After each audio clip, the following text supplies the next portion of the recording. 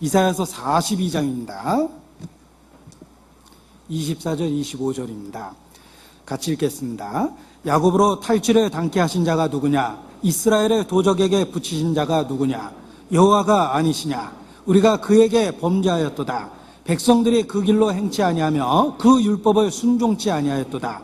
그러므로 여호와께서 맹렬한 진노와 전쟁의 위력으로 이스라엘에게 베푸심에 그 사방으로 불붙듯 하나 깨닫지 못하며 몸이 타나 마음에 두지 아니하는도다. 자, 죄 때문에 징계를 받는 것도 불행이지만 더 큰 불행은 징계를 받으면서도 징계라는 걸 깨닫지 못하고 있다는 것입니다. 심지어 사방으로 불붙듯 하지만 깨닫지 못하고 있습니다. 그것이 롯이 그러했던 상태입니다. 사로잡혀서 재산을 빼앗기고 끌려가고 있었습니다. 그런 위기를 겪으면서도 그때 돌이키지 않았기 때문에 결국은 더 큰 죄를 짓게 되었던 겁니다. 자, 아모스 4장입니다. 아모스 4장입니다. 6절.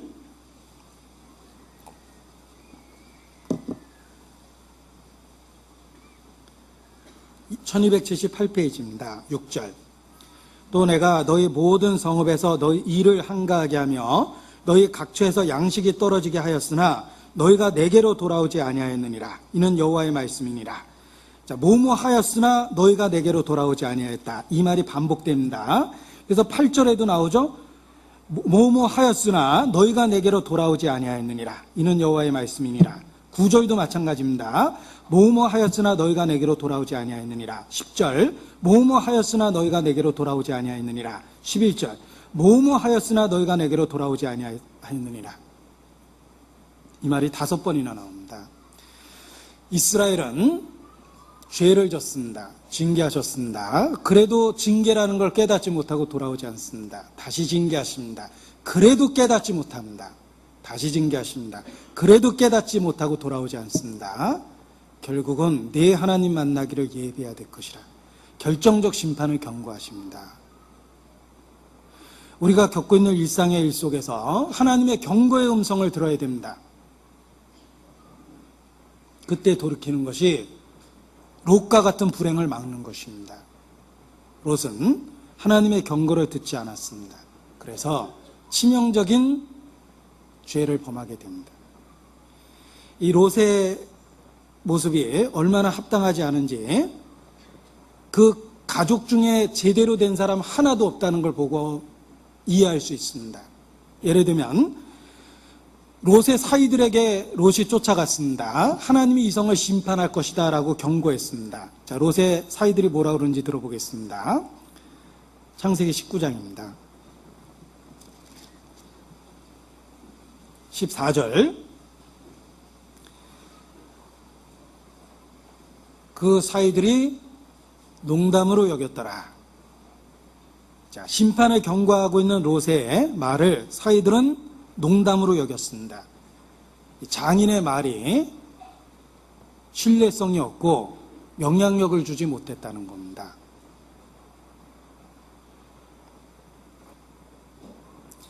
또 뒤를 돌아보지 말라고 그랬는데 창세기 19장 26절에 보면 롯의 아내는 뒤를 돌아본 거로 소금기둥이 되었더라. 아내도 말을 듣지 않았죠. 하나님의 경고를 듣지 아니하였을 뿐만 아니라 이 남편 롯의 경고도 역시 같이 무시했던 겁니다. 욥은 자신의 아내를 이끌고 소돔 고모라를 빠져나왔지만 마음은 못 데려왔어요. 몸은 데려나왔죠. 마음은 못 데려왔기 때문에 뒤를 돌아본 겁니다. 롯은 불행하게도 가장 가까이 있는 아내에 대한 영향력조차도 없었다는 거예요. 뿐만 아니라 두 딸의 경우는 너무너무 슬픈 이야기입니다.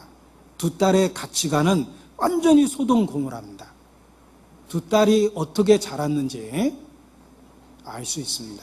신앙적 교육을 받고 자란 게 아니죠. 소돔 고모라의 가치관을 그대로 가졌던 거예요. 그래서 근친상간이라는 죄를 그렇게 쉽게 범했던 겁니다. 롯은 소돔 고모라에 살았습니다. 그가 경제적으로 얼마나 큰 이익을 받는지 모르겠지만 그는 처절하게 실패했습니다.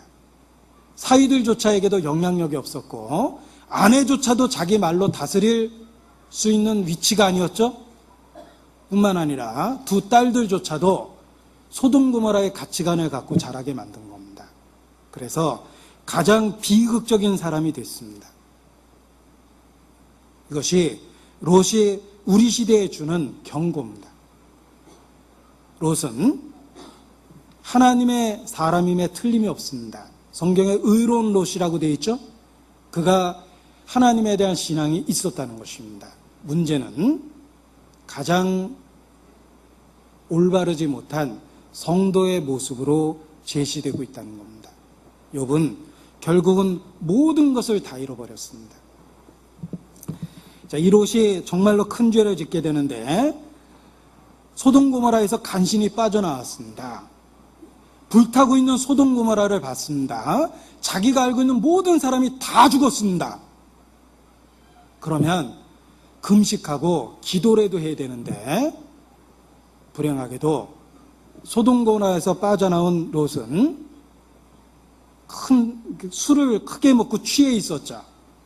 그래서 딸들의 그런 그 잘못된 행동에 말려들었던 겁니다.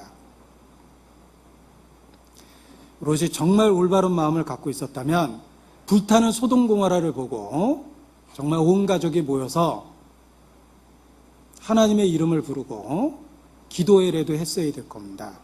그런데 불행하게도 소돔 고모라에서 빠져온 나날 술을 먹고 인사불성이 될 정도로 술을 의지해 있었습니다. 그러니까 더 큰 죄를 짓게 된 겁니다. 이것이 롯의 비극입니다. 롯의 비극을 보고 마음에 깨달은 교훈이 있습니다.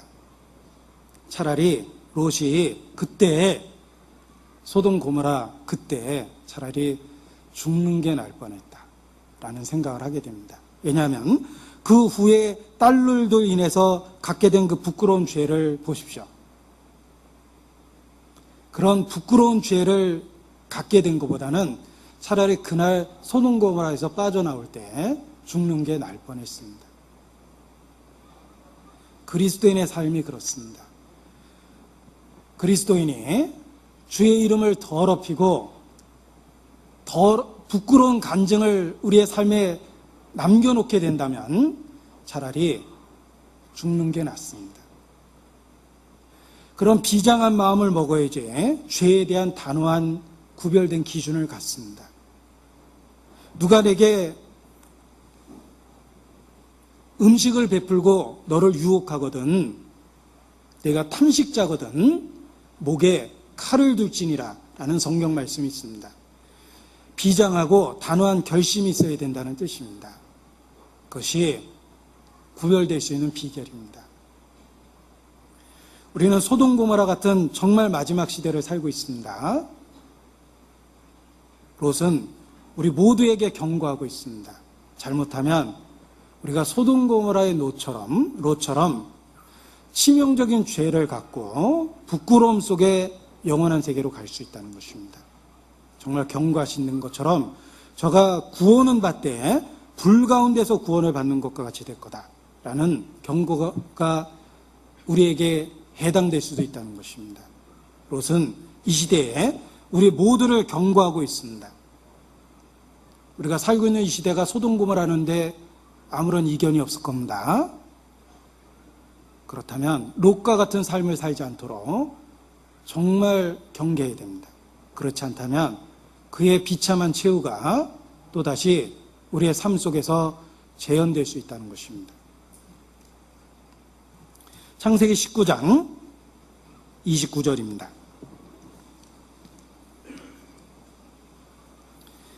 같이 읽겠습니다. 하나님이 들의 성들을 멸하실 때 곧 롯에 거하는 성을 엎으실 때 아브라함을 생각하사 롯을 그 엎으시는 중에서 내어 보내셨더라. 저기 아브라함과 롯은 너무나 대조적인 모습입니다. 아브라함은 하나님과의 교통을 통해 심판에 대해서 먼저 알았습니다. 소돔과 고모라가 멸망할 때 안전한 곳에 있었습니다. 오히려 롯을 위해서 중보의 기도를 하고 있었습니다. 아브라함의 모습과 불행한 롯이 너무나 대조적이지 않습니까? 우리가 이 마지막 때 아브라함처럼 될 수도 있고 롯처럼 될 수 있습니다. 이 두 사람의 모습이 우리가 어떻게 살아야 될지 극단적인 모형을 주고 있는 것입니다. 아브라함은 믿음의 조상이 됐다는 걸 기억하십시오. 롯은 암몬과 모압의 조상이 됐습니다. 암몬과 모압은 저주받은 족속이요 여호와의 총에 들어오지 못하리라 선언됐던 족속입니다. 우리가 어떻게 사느냐에 따라 아브라함처럼 믿음의 조상도 되고 롯처럼 부끄러움의 조상도 될 수 있다는 것입니다. 롯은 이 시대에 우리 모두에게 눈물로 경고하고 있습니다. 그래서 그 동일한 실패와 실수를 우리의 삶에 반복해서는 안 됩니다. 이 시대에 이 마지막 때 아브라함의 신앙이 이 시대를 살아가는 우리 모두의 신앙이 되는 것이 마땅합니다. 기도하시겠습니다.